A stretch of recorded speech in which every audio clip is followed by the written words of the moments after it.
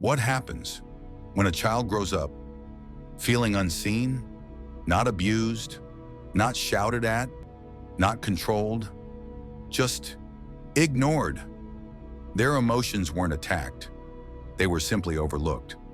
No one asked how they were feeling. No one noticed when they went quiet. So they learned something early, that being invisible was safer than being needy. As a child, and they didn't throw tantrums. They didn't demand attention. They didn't ask too many questions. They learned to observe instead, to read the room, to sense moods, to adjust themselves so they wouldn't become a problem. And adults often praise this. You're so easy. You're so mature. You don't need much. But here's the part no one talks about. That child wasn't easy. They were adapting. They were learning how to survive emotionally without support. And that adaptation doesn't disappear with age. It follows them into adulthood. As an adult, they often become chronic overthinkers. They replay conversations long after they're over. They analyze tone, timing, facial expressions, not because they're dramatic, but because as a child, silence meant disconnection. Silence meant you're on your own, so their nervous system learned to stay alert, always scanning, always checking.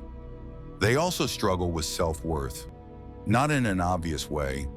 They might appear confident, capable, high-functioning, but deep down, they feel replaceable, invisible, like their presence doesn't really matter. They often ask themselves questions they don't even realize they're asking. Am I allowed to need this? Am I asking for too much? Do I matter here? In relationships, this shows up even more clearly. They either become hyper-independent or emotionally avoidant. They say things like, I'm fine, I don't need help, I'll handle it myself. Not because they don't want closeness, but because relying on others was never safe growing up. Depending on someone felt disappointing, so independence became armor. They might also attract partners who are emotionally unavailable because distance feels familiar, because emotional neglect feels like home. Psychology calls this emotional neglect. It happens when a child's emotional needs are consistently unmet, not violently, not intentionally, but quietly. The child's inner world was never mirrored, never validated, never named. So the adult grows up without emotional language. They struggle to identify what they're feeling. They know something is wrong, but can't explain what. They feel tired, drained, disconnected, but don't know why.